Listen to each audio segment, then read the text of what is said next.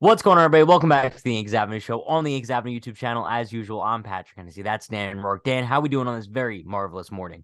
I'm doing good, man. Doing good. I want to review my day a little bit because I was finally able to get out and see the Yogi Berra documentary, which was good. It ain't over. I highly recommend it. And also, dude, because of that, I was rummaging through my closet. Feel bad even saying I was rummaging through my closet to find this.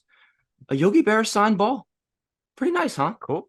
I No, knew it's I very had it, but I was cool. like, why don't I get this out? And when I get back to Hoboken, I'm gonna put it up on my shelf. Yogi Berra's a beast, dude. Big fan of him. Did he So sign it for you or you bought it? no, actually, shout out to I believe my boy Mike Carbone on Twitter sent me that. I've gotten friends with on Twitter, like just being nice, sent me this and like a judge sign thing, a Rod sign thing. So he's the man. Cool. But yeah, how you doing? Cool. Yeah, I'm good. Can't complain. Life is good. Allergies kicking my ass a little bit, but dude, who am I to complain, right? I would be Um, complaining, bro. Like, crazy. I cannot stand allergies. I'm doing all right now, but when I go through them, might as well kind of be on. Also, like before we get into the episode, can we just acknowledge real quick, Dan, I like the little flow flowing from underneath your arms a little bit. Oh shit, god damn. That was so god. There's like because I got a haircut recently. Oh, you gonna give me a little No, compliment it here? looks good though. It looks good. Hey, bro. I mean, Um, let's prepare for it because it is kind of getting to cutoff season. So damn, I've before never we get been into topic, self-conscious about my armpit hair before. oh, did I make you self-conscious? I think so. No, it happens. Okay. Before we get into topic number one, want to give a huge shout out to our sponsor, FOCO. Code Yankees Avenue, 15% off. We got some new products we will show you later on in the episode. But Dan, let's get right into topic number one, and that is recapping this weekend series against Tampa Bay Rays. Bro, last episode we previewed it to death, saying how big it was, saying the importance of it. It was a 4-game set, and the Yankees ended up splitting. Both of us kind of gave our thoughts as to what we wanted. I said that I wanted them to win the series, but I would have been content with a split. So now, despite not winning this series, do you think that the Yankees still made a statement to the Tampa Bay Rays that they're kind of on the same level and moving forward, they're going to put up a little bit more of a fight than they have? I think without question, like I don't think there's one honest baseball fan, non-biased, that could watch that series and not at least acknowledge they're in the same tier. Not saying one team is better than the other, but the Yankees with Judge, yeah, no, they're on the level of the Rays. Now, I'll also say, while going into it, I was, okay with the split. Would be cool with the split if they looked good, which they did. Definitely stung the way they lost on Sunday, so I'm not like all the way pleased with what I saw. But as for taking the positives and moving forward, I mean, this is probably, in terms of how the team looks, the best you probably felt as a Yankee fan all year, at least since Stanton went out. I mean, it kind of felt like we were watching a whole different team out there. They showed a lot of fight. Seemed every single time they went down, they were coming back, even in Sunday's game. I mean, I tweeted this out, but the way they looked this series, outside of the first game, which was a shit show, but games 2, 3, and 4, the way they were coming back, it reminded me a lot of just, you're growing up, you don't really know much about baseball, but you turn on a Yankee game, watching with your dad or whatever, and they just strike back. They're relentless. They represent the logo well. And that's what I felt like the Yankees did this weekend. It finally felt like I was watching the Yankees again. I was excited. I felt, even when they went down in game 4 with the where they go down by 4, I felt confident. I was like, you know what? That's fine. I no longer, they go down early 1-0 in the first inning. I feel like, okay, we'll be able to score, we'll be able to come back. So suddenly, at least in terms of the offense, I'm feeling pretty damn good. And the fact that that was like our biggest heel a couple weeks ago, that's a major, major positive. And, especially going to another big series with the Blue Jays, that's big, dude. It really is. So, Yeah, no, I mean, there's a positive takeaway that the Yankees look better, and I agree 1,000%. Like it felt like the first time in a while where they were down by 4 runs or whatever, and it didn't feel like the game was completely over. right. However, also at the same time, it's like it's given me a weird feeling because I feel positive about this team, but I'm like, yo, at the end of the day, like we still split the series, and like that's not a W. You know what I mean? Like I Right. can't be happy about a series that we didn't win. So sure, like there's a positive takeaway to use going forward, especially into this big Blue Jays series in Toronto, where they're gonna need to win that series. I'm viewing that as a must, like you have to take 3 out of 4. But yeah, I mean, I can't be like over the moon about splitting the series with Tampa. I really wanted them to win because I felt like if they would have taken 3 out of 4 or even swept, it changes the season. But now they're kind of right back where they started, right? They're still 8 games back. I would have liked to at least gain a little bit of ground. They didn't.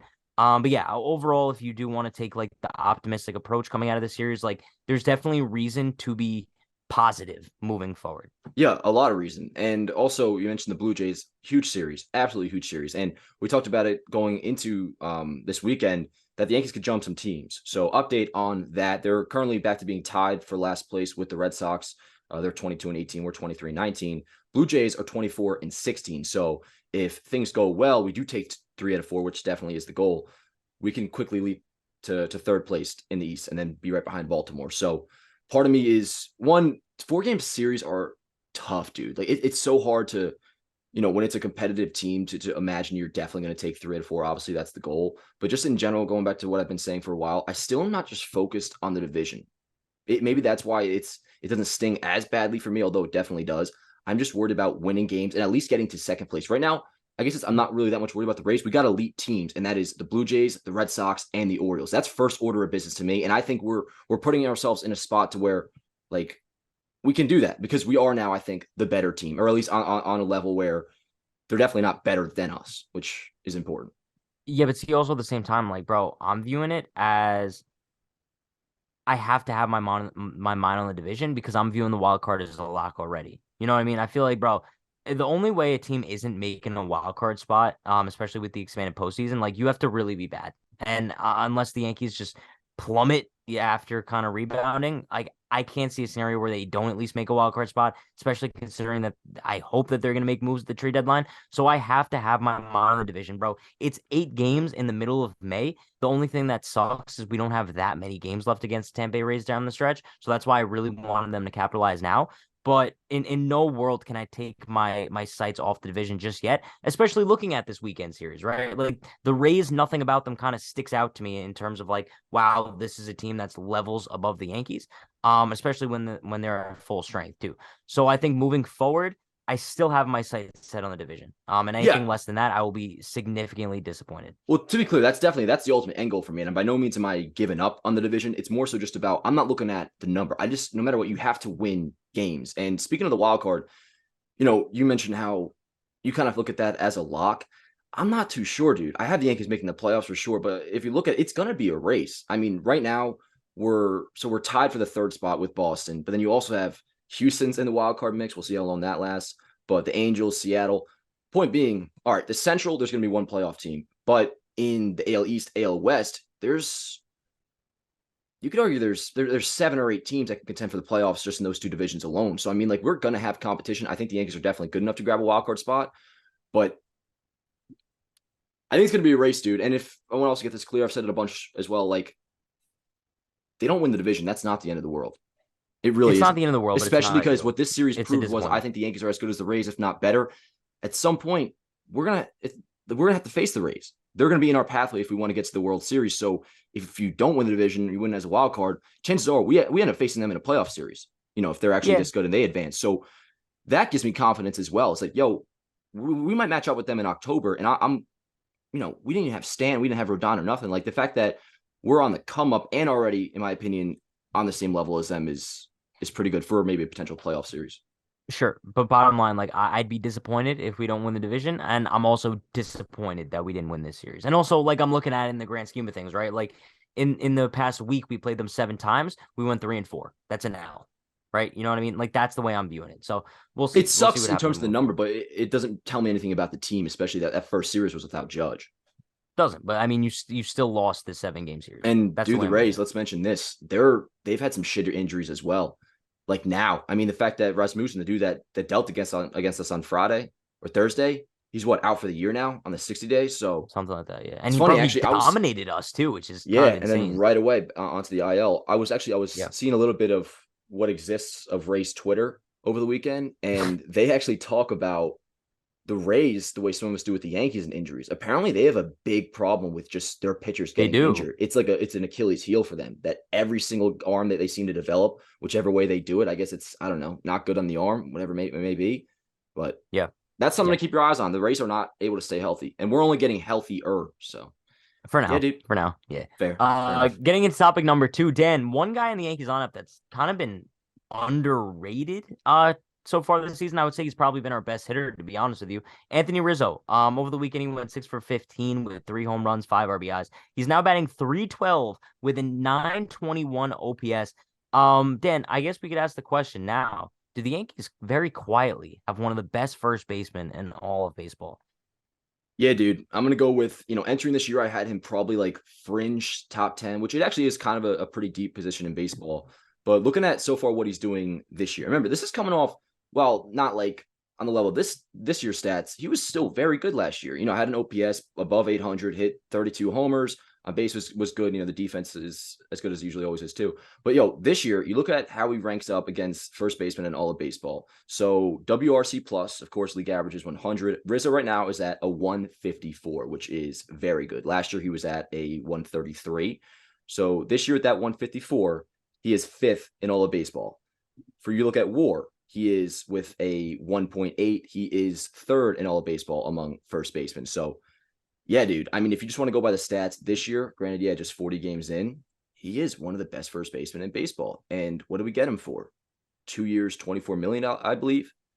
And talk about Houston. I mean, what was the main guy and opposed to Rizzo in the free agent market? Jose Abreu hasn't even hit a homer yet, has been horrible, worth a negative WAR. So, and I'll call myself out a little bit more so to last year, but when the Yankees re-signed Rizzo initially right after they first traded for him last offseason, I was disappointed. I wanted Freddie Freeman bad. I wanted Matt Olson really, really bad. But dude, this past year getting him back to the Yankees have made out very well with Rizzo. Not to mention all the intangibles you get with he's a winner, he's a leader. Everybody in the clubhouse seems to adore him. He is the definition of what I consider to be the perfect Yankee. That alone to go with top 5 at your position production in baseball. Everything about him has been a major W so far. Everything. Yeah, no, the Yankees made out really well with Rizzo. Yeah. Yeah, no, fantastically. I hope you're a punk, bro. What? Are you saying are you making a joke or something that they made I out don't with know. Rizzo? I have no idea. They made out But I agree. Anthony Rizzo has been everything that the Yankees could have asked for and more. I know coming into the season, both of us were a little bit doubtful about the back injury, whether that was something that was going to linger. So far, bro, he looks completely healthy. And also he's just one of the leaders on this team. I couldn't imagine where the Yankees roster would be without Rizzo, right? Especially in Aaron Judge's absence. We're seeing a guy like Rizzo who's able to step up and be the interim captain of this team. Let's say Judge goes down with an injury. We saw him kind of do it with Higgy or whoever else he needs to. He's one of the leaders in that clubhouse. So it's the value that he provides on the field and off the field as well. His swing is built for Yankee Stadium. We saw him hit like we said 3 home runs this series. He had 2 on his bobblehead night. He's obviously loved by the fan base. Bro, everything about Anthony Rizzo just screams New York Yankee. And this is something that we even mentioned in our season preview for him. Let's say things go well over this next, 5-year period, let's say, where he might remain a New York Yankee. He can end up in Monument Park. Let's say they win 1 or 2 rings. We're looking at a guy who can end up in Monument Park one day. He's that lovable. He's that impactful to this team. And he just screams the definition of a Yankee, bro. Do you think if he eclipses 400 home runs, which right now he's 12, I think, away from 300, if he gets to over 400 home runs, is he fringe Hall of Famer? Do you think he's a Hall of Famer? I right now I consider him the tier below, the just miss. I do think there's a lane for him to, if he plays well for another say 5 years, does get past 400 homers. I wouldn't be shocked if he gets the milestone for Hall of Fame. Bro, 500 is barely the milestone. No, but also, dude, what's going to get him a good while too is the fact that he was on that Cubs team. I mean, that alone might be half the voting for him. When you have a case that's on the fence and really he was a part of a historical team. Also, assuming by then he has even more success as a Yankee, maybe in a ring. I don't know. I'm just saying I feel like it might be possible. Also, want to mention, we didn't talk about it in topic 1. Shout out Judge. Guess he's back. That second homer he hit, dude, might be my favorite Judge pimp job of all time. Because, even when he pimps it, he doesn't get too crazy with it. You have the 2018 Walker game with the bat toss. I loved what, you weren't a fan of it? I thought it was perfect. No. I'm not saying I'm not a fan of it, but I feel like everybody's gassing up pimp job a little bit too much. For me, the way I viewed it is well, in relation to what Judge does. No, sure. But the way I viewed it was he was just standing there waiting to see if it was fair or foul. I wasn't viewing it as a Judge pimp job. Oh, I don't think so. I mean, that ball wasn't really close to being foul either. I thought it was pretty obviously fair. It just didn't really feel like a pimp job to me. And if that was Judge's version as a pimp job, cool. But yeah, I didn't really view it as such, at least in the moment anyway. Oh, I absolutely loved it. And dude, there's no better swing, no more beautiful swing in baseball than Judge pulling the ball in Yankee Stadium and keeping 2 hands on the bat. Beautiful. Wait, wasn't it 1 hand? No, 2 hand. Second one. Yeah. Oh, why am I? You probably watched 15 times. A million times, yes. But yeah, before we get into topic number 3, we want to give a huge shout out to our sponsor, FOCO. Be sure to use code Yankees Avenue at checkout. Save 15% off your order. Bro, I got this new bobblehead. Check this out. It's like a Day of the Dead bobblehead. It's like a skeleton guy riding a horse, just like flames and stuff. We got a bunch of other stuff to show you guys in future episodes too, bro. Be sure to check everything out. They have the best merchandise in the game. And we have a giveaway coming on Friday's episode, so stay tuned for that. Yeah, dude, you say making me jealous because I haven't received. Actually, no, I have received the box. I personally had not been yet able to open it.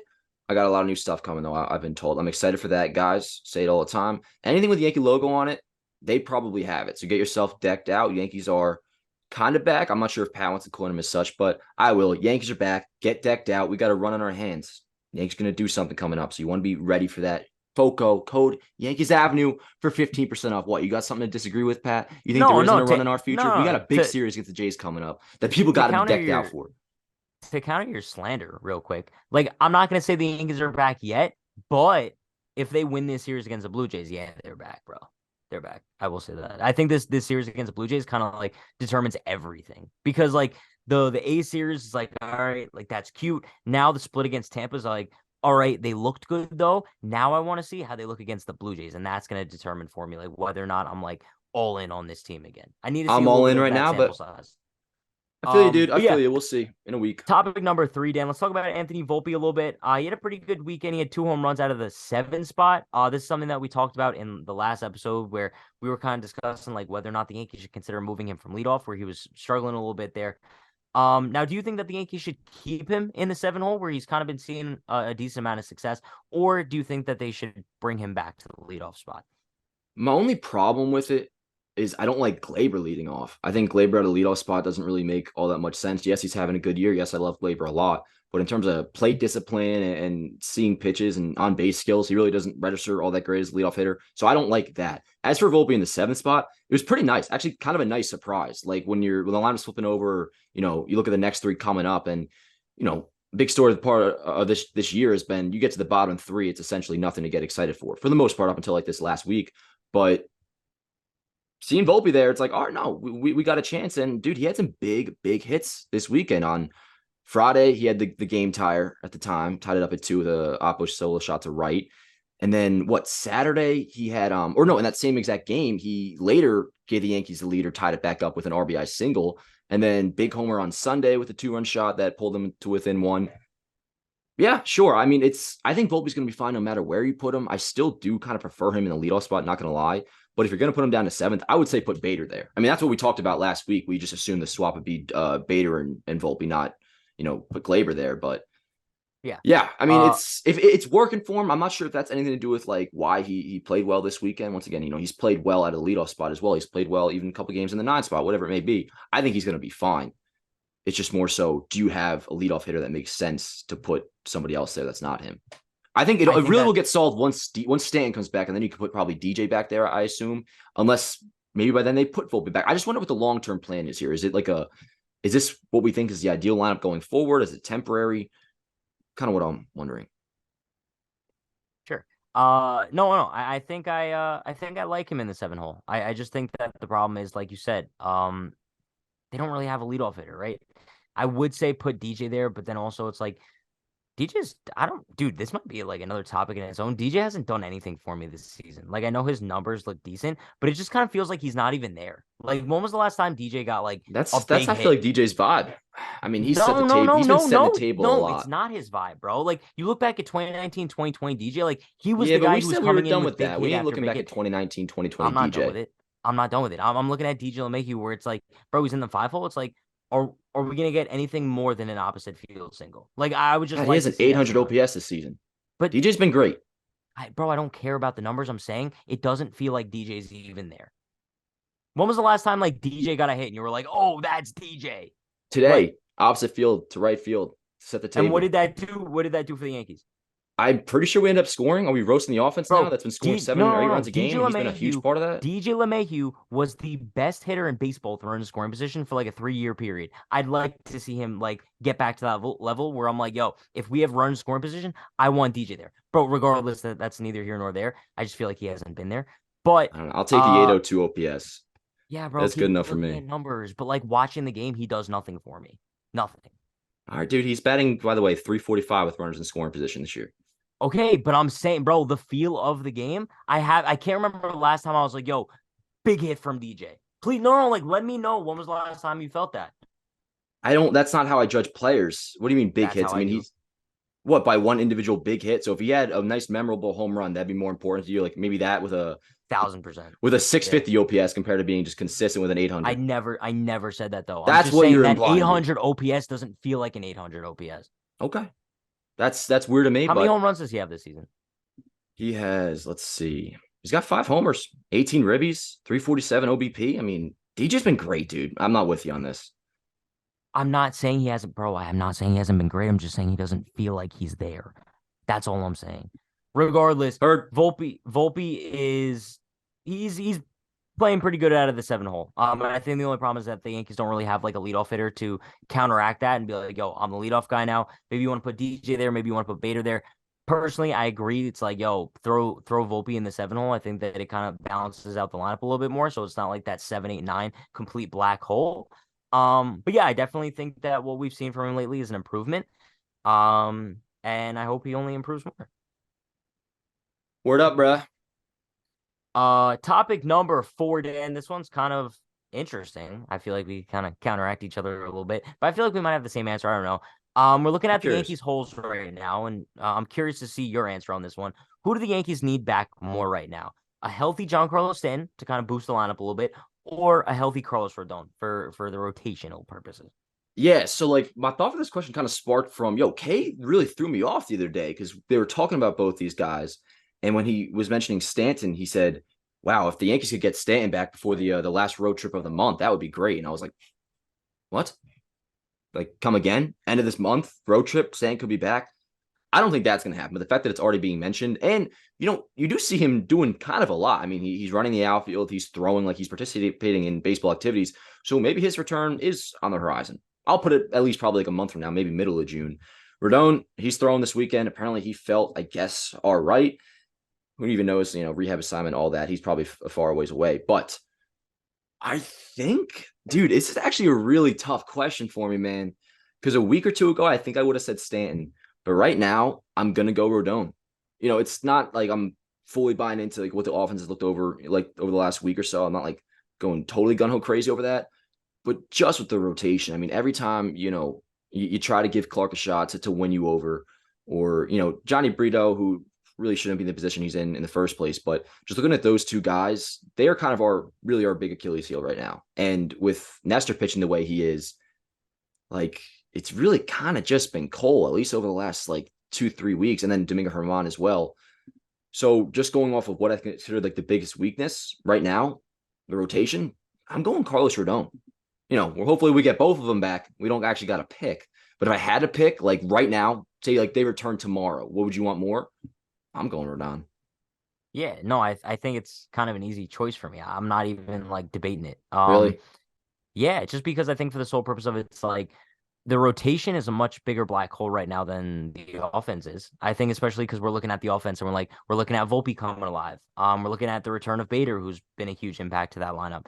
We're seeing Oswaldo hit a little bit better. I'm still not completely sold on him, but I think the lineup has more guys who are capable of stepping up and filling in holes rather than the rotation, right? Like in the rotation, we have guys like Clarke Schmidt, Johnny Brito, who I'm like, yo, there's kind of no hope here for these guys to step up and have big games. When the offense, like, yo, we have a number of guys on any given night, whether it's our boy DJ or Rizzo or Judge or Volpe, Jake Bowers, if he feels like it, that out of the leadoff spot. Who knows, bro? Like, I feel like the offense has a lot more contenders to step up, but then bro, like we said, the rotation, it kind of feels like it's Cole. And then Nestor's been struggling as of late. I know last episode you were kind of countering being like it was only his past couple starts. It's starting to become a little bit of a trend where Nestor's struggling. So if he doesn't bounce back soon, like that could be a problem too. Domingo's been pretty good. Shout out to Domingo Herman. I like when he steps on the mound anymore, I'm not really feeling like, oh, this game's in hell. So yeah, I need Carlos Rodon back. Whether or not he comes back anytime soon, who knows at this point? I feel like the best case scenario for Rodon would be shortly after the All-Star break. Is that me being I'm pessimistic? kind of with you. I think Right? that's best case. So that's why I'm like not getting my hopes up too much. The only thing I'm getting my hopes up heavily right now as far as the rotation goes is Luis Severino. I think Luis Severino coming back to kind of inject some life into the Yankees starting rotation. I guess he would take Brito out. Yeah. Right? He would Yep. take Brito out. Unfortunately, we'd still have to watch Clarke Schmidt pitch every fifth day. But I think the return of Sevy can maybe give a little bit of a jolt there. Maybe he could back up Cole a little bit, so Cole doesn't have to be absolutely perfect every start. And bro, a healthy Luis Severino in that rotation for the rest of the season, hopefully, I think can really change the dynamic of this team moving forward. Should be soon. I mean, one rehab start left, I think. So I guess maybe his next start might come whatever we got after the Blue Jays, which don't have the schedule offhand. That would be, we got what, 4 against the Blue Jays, and then we're at the Reds in Cincinnati for a 3-gamer coming up this weekend. So maybe Sevy makes a start in that series, or if not, we go back home against the Orioles. So, but bottom line, like, he's close. He's close. One rehab start left. So the Cincinnati is Central Time Zone, right? So they're an hour behind us. So that means Sunday's game is a 10:30 start time in Cincinnati. I think you're right. That's kind of insane. Dog, if I'm in Cincinnati, that's kind of hype. I wouldn't mind that. You know, I didn't mind the Peacock games last year. I don't know if they're still doing that or not, but no, they are. When they would be at 11, I didn't mind. I think that's what this is. Oh, that probably is what it is. It's Sunday game, Peacock. Okay, that's exactly what it is. So Sunday, guys, be ready to watch on Peacock. Maybe they got like a free trial or something. I don't know, but with your waffles and shit, I don't know. But yo, Dan, before we get into topic number 5, I do want to preface by saying I lost my train of thought. What is your train of thought? I had something I wanted to say, but I completely forgot. I wish I could remember for you. It was something kind of like funny too. I bet. I'm sure it was. Whatever. Let's do topic 5. Go right into topic 5. Yeah. All right. We're at like the 25-minute mark, by the way. Oh, I bet. It's gonna be under 30. Yeah. All right, Dan, let's get into topic number 5. It's kind of a fun one. You know, topic 5 is usually pretty fun. On Sunday afternoon, when Clarke Schmidt, it was when he gave up one of the hits. I don't know. He ran to go cover third. Bro, he absolutely pummeled, bro, like a train. He ran over the Rays third base coach. And also, like, the way I watched over the video, it was like, oh, like maybe he ran into him by accident. And I was going to like, oh, apologize, help him up. Dude, Clarke Schmidt not only ran this dude over, but then stepped over his body, showing absolutely no remorse, like Kobe Bryant style, bro. I'm not gonna lie. 1, I was dying, and 2, I was shook because it was not what I was expecting out of that situation at all. Yeah, dude, and he didn't even say a word to him. At first, you know, when I saw that, I assumed he would say something, be like, oh, my bad, and just make sure he's all right. And I was like, it kind of was contributing to my, like, Clark's a punk narrative. Not that I've ever really pushed that before, but just watching him, like, sometimes he pisses me off, little things that he does. I was like, oh, come on, Clarke. But then I watched it again. First of all, I get it. I mean, I forget exactly what that play was, but it was something I remember that probably pissed Clarke off. He's already losing. He's been pretty shitty all fucking year. So he's not exactly like in the best of moods to be like, oh, I'm sorry about that. I hope you're all right.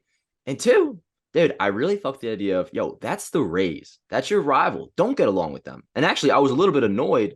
This might fall a little bit into your lane, actually, when I think Volpe and whoever at second base both fell over. I think it was maybe him and a Rosarena. And then Oswaldo Cabrera comes over and helps up the Rays guy to get up. I forget which player it was. I don't like that. When you're on the field, like, nah, this is war. Don't get along. Don't help each other up. And that was kind of the vibes I got from Clarke right there. And I fucked with how angry he looked. So okay, if I can pay one compliment to Clarke from Sunday's outing, it's that. I'm so sick of the bounce he does, by the way. I can't stand it. Can I just 2 quick little bit? It looks like you have to make a point. I can tell when you're breathing in, you're about to make a point. 2 quick things to say on Clarke. Can't stand the way he bounces, like his little shimmy, like he's like doing his thing and he's like, whoop. That's how he throws it. And also every fucking pitch, bro, if it's within like 5 inches of the strike zone and it's not called, his ass is halfway to the dugout, or he's like, that's not a strike.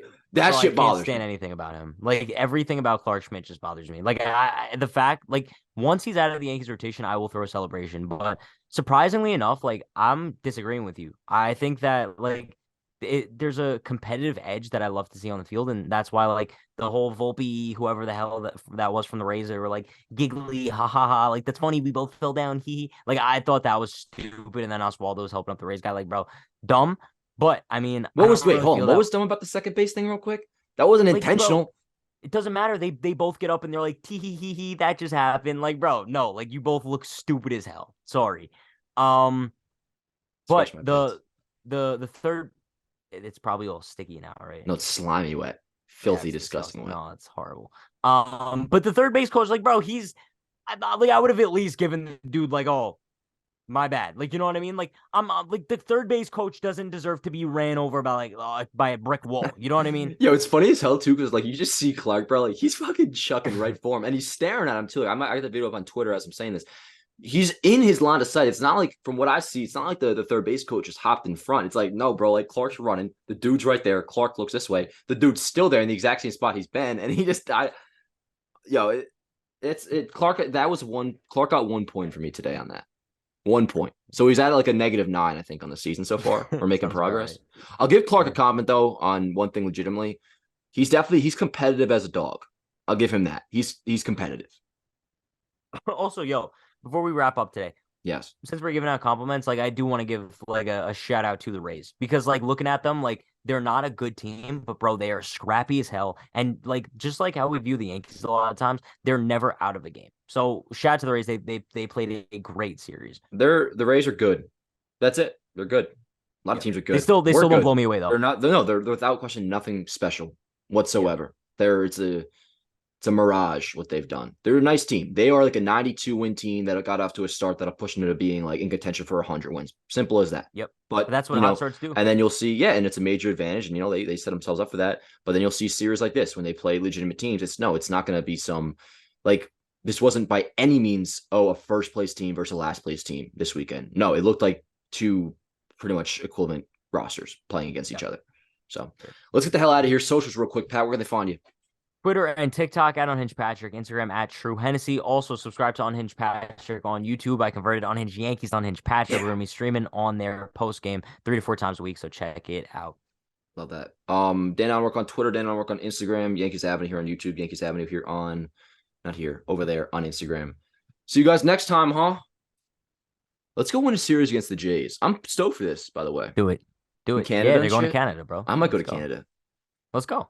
I have a passport. So I can go. That's how that works. Let's go to Canada. Okay. We should do that sometime. Go to Canada. Yeah. We should probably go to Yankee Stadium first. Yeah. Well, we've done that together before. We got to like start checking boxes together, Pat. This show is one of them. Okay. We check this box. Sure. All right, yo. See you guys next time. Let's go win a game. Let's go Yankees.